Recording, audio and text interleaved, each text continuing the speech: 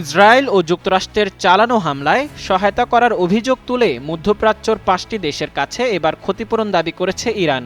এই দেশগুলোর বিরুদ্ধে নিজেদের ভূখণ্ড ব্যবহার করতে দেওয়া এবং বেআইনি আগ্রাসনে অংশ নেওয়ার অভিযোগ আনা হয়েছে। সংশ্লিষ্ট সূত্রে জানা যায়, আন্তর্জাতিক আইনের লঙ্ঘন উল্লেখ করে এই দাবি উত্থাপন করা হয়। জাতিসংঘে নিযুক্ত ইরানের স্থায়ী প্রতিনিধি ও রাষ্ট্রদূত আমির সাইদ ইরভানি এই বিষয়ে একটি আনুষ্ঠানিক চিঠি দিয়েছেন। সোমবার স্থানীয় সময়ে জাতিসংঘের মহাসচিব আন্তোনিও গুতেরেস এবং নিরাপত্তা পরিষদের সভাপতির কাছে এই পত্র পাঠানো হয়। সেখানে তিনি স্পষ্টভাবে বাহরাইন, সৌদি আরব, কাতার, সংযুক্ত আরব আমিরাত ও জর্ডানের নাম উল্লেখ করেন। চিঠিতে জানানো হয়, ওই ৫টি দেশ আগ্রাসনকারীদের সামরিক সুবিধা ও অবৈধ কার্যকলাপে যুক্ত হয়েছে।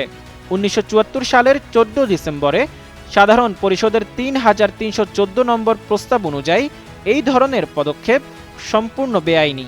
এছাড়া এই ধরনের কর্মকাণ্ডের মাধ্যমে দেশগুলো আন্তর্জাতিক নিয়ম ও বাধ্যবাধকতা চরমভাবে লঙ্ঘন করেছে বলে জানান ইরানের কর্মকর্তা। এর ফলে ইরানের যে ব্যাপক বস্তুগত ও নৈতিক ক্ষতি হয়েছে তার সম্পূর্ণ দায়ভার তাদের নিতে হবে। একই সঙ্গে এই ধরনের অন্যায় তৎপরতা অবিলম্বে বন্ধ করার জোরালো আহ্বানও জানানো হয়েছে ওই চিঠিতে।